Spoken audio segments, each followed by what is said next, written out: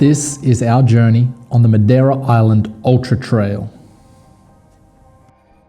Our 115-kilometre journey began with an eerie atmosphere in the seaside town of Porto Moniz on the west coast. At 7:30 a.m., half an hour before sunrise, we strolled out of the town centre, with Christmas lights flashing in the background. From the first minute, it was an uphill battle as we trekked up the winding road out of Porto Moniz, but looking down over the city lights during blue hour was a beautiful start to our long journey. We had packed our tents, sleeping bags, camping gear and food for a 4-day trek across the island, but we weren't quite sure what to expect. I was travelling with my local friend Joao, who had for some reason trusted me with the map. Normally, the MIUT is an ultra trail run starting at midnight, taking many competitors an entire day, although the record is just under 13 hours. After climbing out of Porto Moniz, we headed into the long grass of some nearby farms and began the descent into the neighbouring town of Ribeira da Janela. This was a beautiful sunrise descent as we looked down from the trail to see the unique rock formations along the coast. That was the easiest of the 3 climbs for the day, done and dusted. Something you learn really quickly on the MIUT is that you're either going up or down. We now climbed out of the town through the suburbs along ancient pathways handmade with stones. Our first taste of a real trail was Ribeira da Janela, and we enjoyed the lush forest, which often engulfed the trail. Bom dia! It's 10 a.m. on day 1. We've just completed the first vertical K of the trip. I think we're about 10 kilometers in after 2.5 hours, and we're well into the Ribeira da Janela trail on our way for lunch at Chá da Ribeira. The weather's great, everything's beautiful so far, we're blessed on Madeira.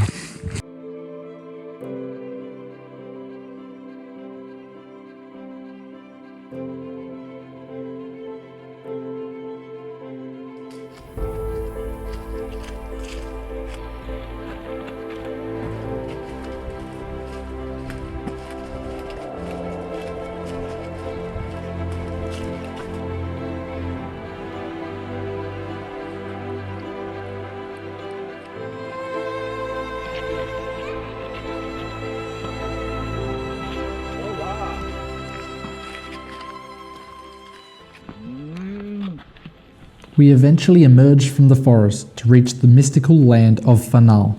The trail wound through the warped Laura Silva trees, said to be more than 500 years old.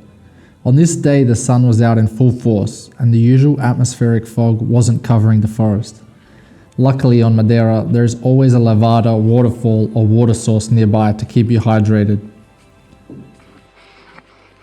Buffalo.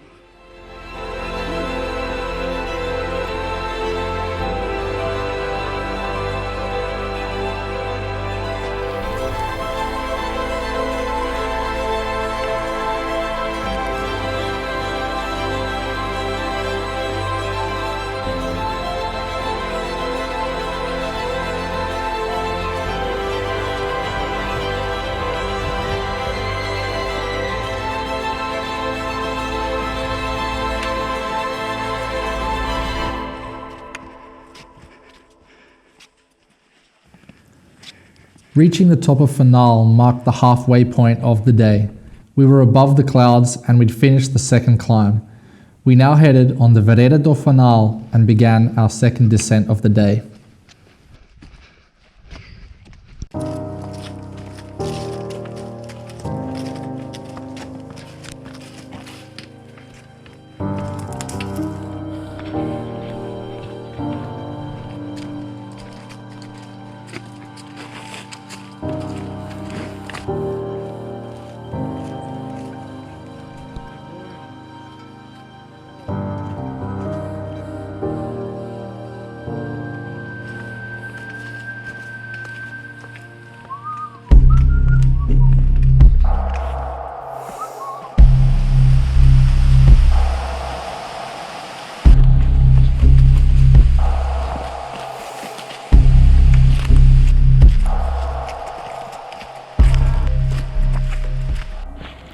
The big descent of the day was now upon us, and it was down into the sanctuary of Chão de Ribeira. Almost 1,000 meters of descent down mossy stairs and muddy trails had our knees in overdrive. Reaching the base of Chão de Ribeira, it was time for lunch. We'd packed some sandwiches and chocolate. That was our fuel of choice.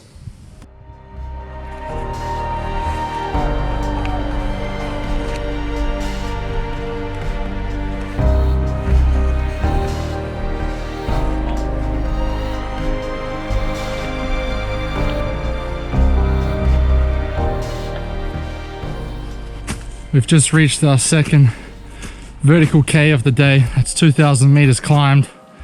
We're about 24 Ks in, and we're just beginning the big climb of the day up from Chão de Ribeira to Pau de Serra, where we'll be camping tonight.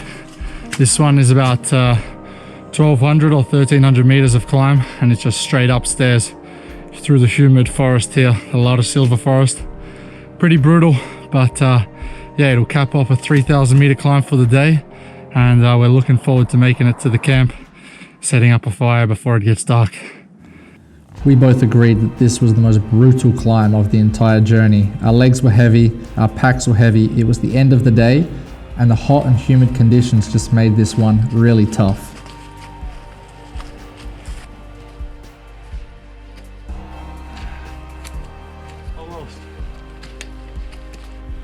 Emerging out of the Terechá climb to breathe the fresh air of Pau de Serra was a relief, but we still had another 500 meters to climb, although I assured João it was just around the corner, before every single corner. So this is João, my local friend from Madeira. How are you enjoying this climb? Very good. Almost done. When you get to the top, shishikama. We've just cleared the 3,000 meter mark. That's 3 vertical kilometers in one day. We have about an hour of daylight left. Hopefully we can roll into camp soon. And yeah, shishikama apparently.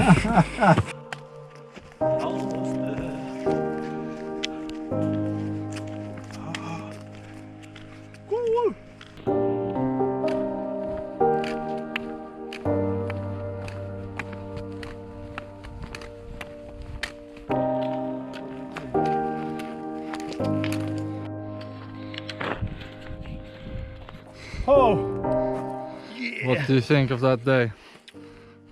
No words. Shishikama. So it's perfect, man, and we did well, good conditions, lucky guys. Like you say, fortune favors the brave.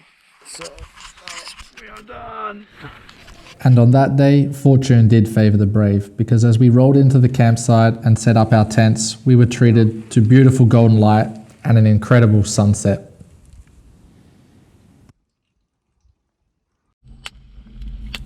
We survived day 1 on the Madeira Island Ultra Trail. Now was the time to rest and prepare for battle on day 2. Not bad. Not. After a successful first day, not even waking to the sound of rain on our tents could dampen our spirits. Let's go, guys. Day 2, morning 2, rainy, but good spirits. Here we go. Woo! We decided to accessorize with raincoat trench coats and blue plastic socks as we made our journey to Encomiada for lunch.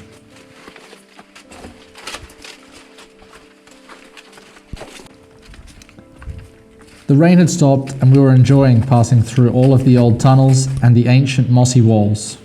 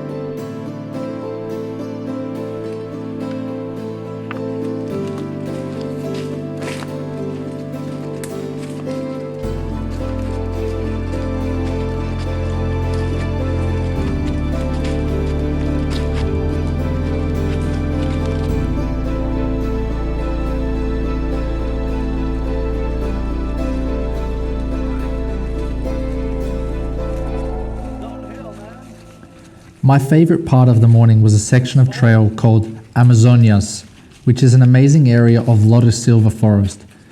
Glistening greens as far as the eye could see as the sun streamed through the branches. It was almost too beautiful to pass through at such a pace.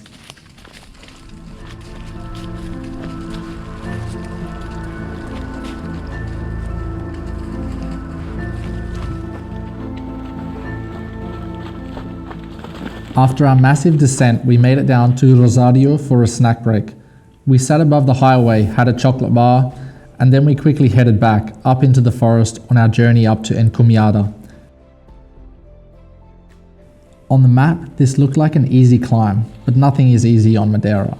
The climb became tougher and tougher as we encountered an endless confrontation of stairs.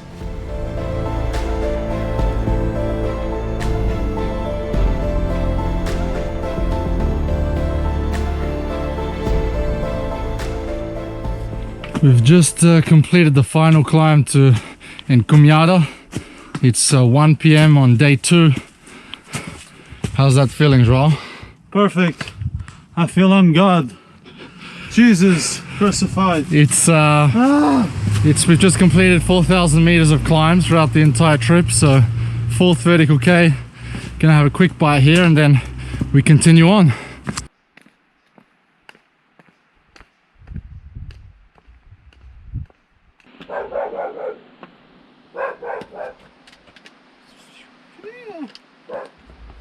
Man.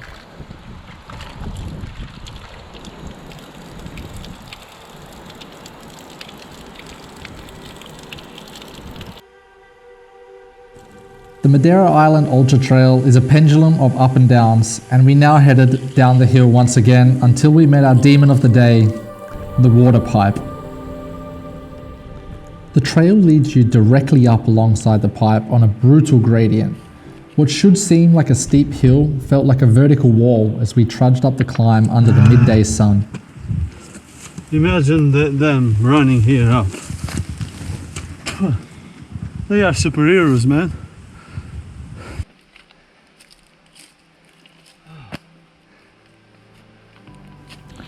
Turning away from the pipe, we joined the Camino Real da Encomiada, which led us on a scenic but steep journey to Gelvinha.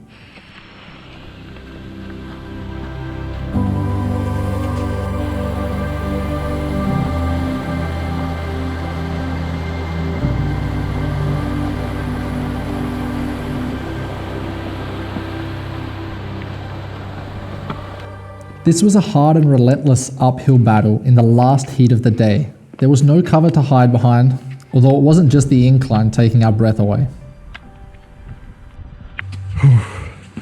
We've almost made it up the climb to Gelvinhas. It's been a really tough climb.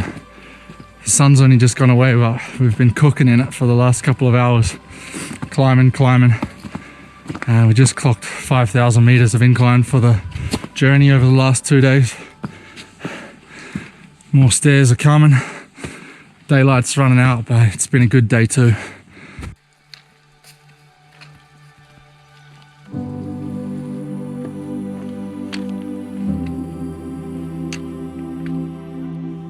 With daylight quickly running out and our legs slowly fading, we came through an area I like to call the Machu Picchu of Madeira.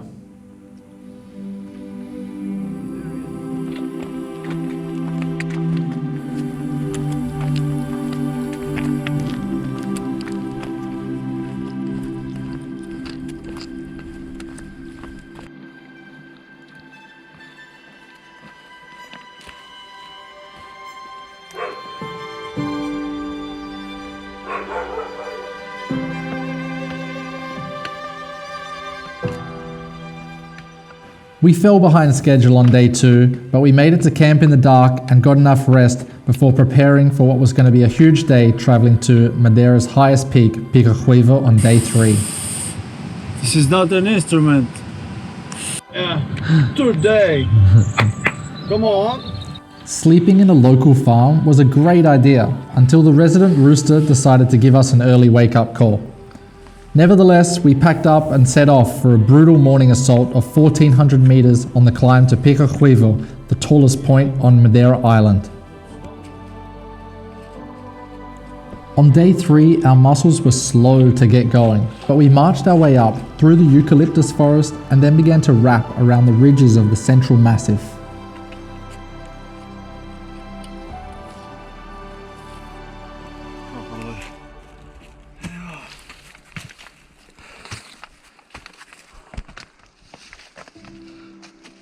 Unfortunately, the trail hasn't been cleared, so it was a tough section for us, needing to slash a lot of invasive plants away with the machete. We lost a lot of time in this section and both emerged with bloody scratches covering our limbs.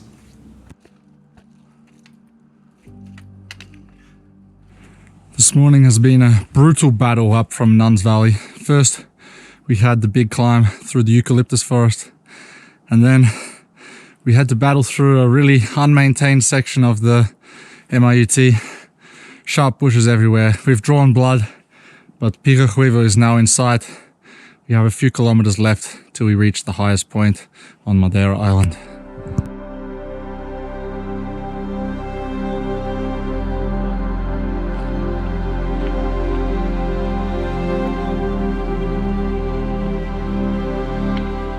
Bloody, dirty and smelly, we powered up the trail to Pico, wondering what the day hikers and tourists at the top would think when they saw us roll through.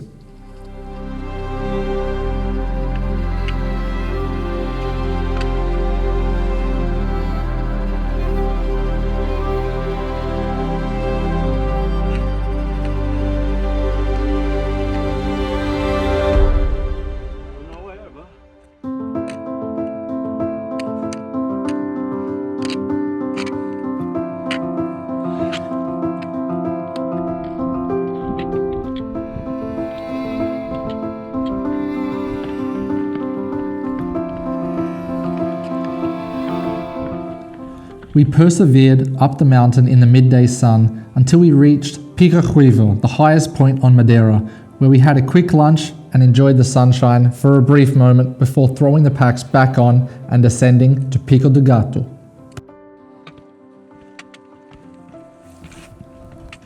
We were now momentarily back in the crowds as we joined one of the most popular trails on Madeira Island, which is Pico to Pico. It's popular for a reason, and I genuinely think it is one of the best official day hikes in the world. The Pico to Pico hike runs from Pico de Arriero to Pico. Most tourists schedule a beach day after attempting Pico to Pico, but this was just one of many climbs for us on the Madeira Island Ultra Trail.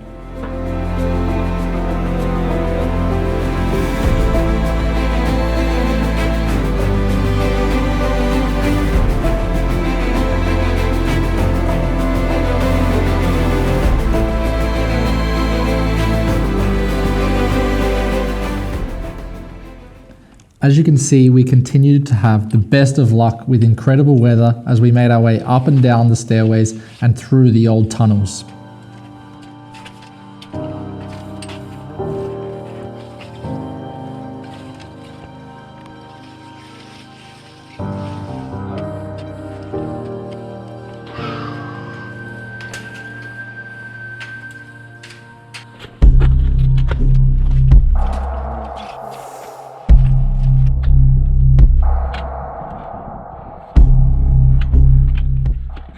That is 7,000 meters of climbing in the bag. We're almost at the summit of Pico de Arriero, and we're about to get to one of my favorite sections of trail on the entire island.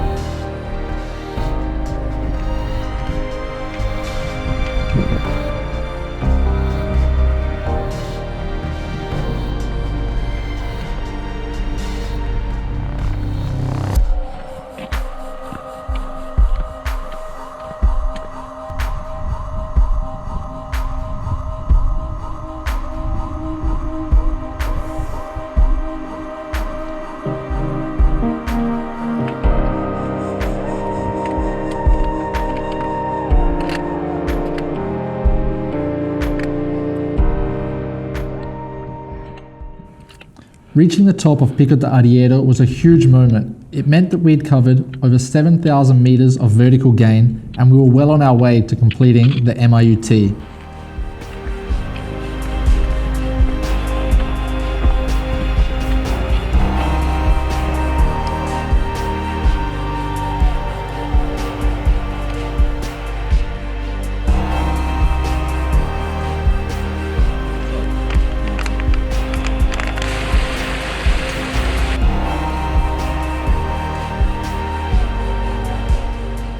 After Pico de Arriero, we began a descent through open fields, gravel roads, dead forests, across rivers, and lavada walks, before eventually landing in Ribeira Frio at a small campsite where we would spend the night.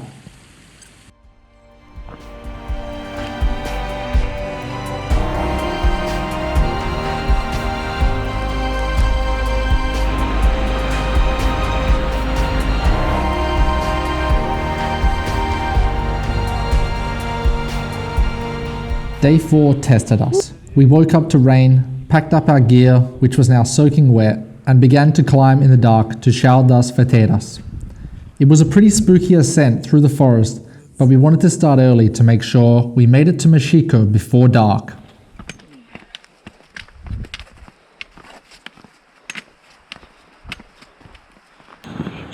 It's 8:30 a.m. on our final day on the Madeira Island Ultra Trail. We're on the final climb, the final climb of the trip, and then we'll be heading down to Machico, our final destination. But still 25 k's to go. How are you feeling, Joao? Very well. Ready to go. Let's go. Here we go. After an initial 700-meter climb out of Ribeira Frio, it was a welcome change to be walking on flat roads and down the hills towards the coast.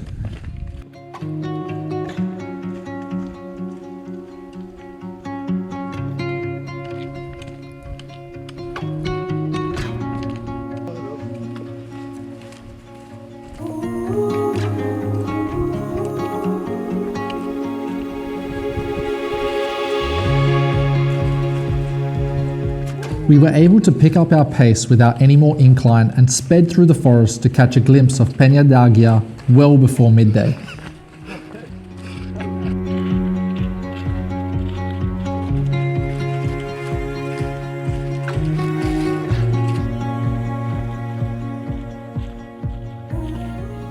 The tropical nature of the Funduras Trail was stunning, but the muddy trails made for many slippery moments as we closed in on Machico.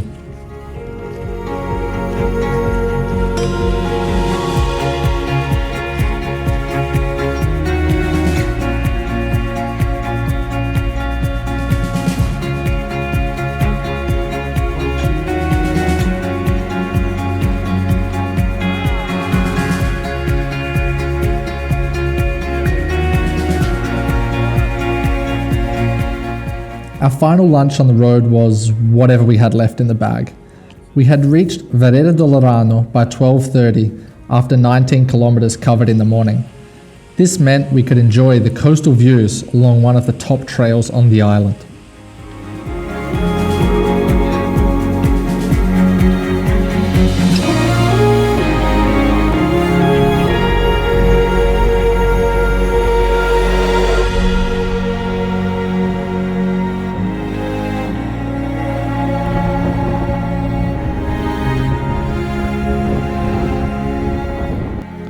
Joao discovered a newfound love for energy gels as we inched closer and closer to Machico, although with every step our legs became heavier and heavier. Once we turned off Vereda do Lorano and headed down the track to Canisal, it was all about the final push.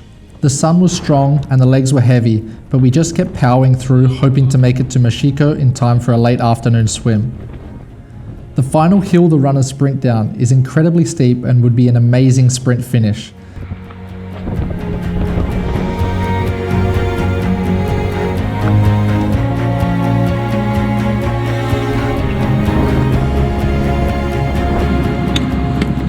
This weather, man.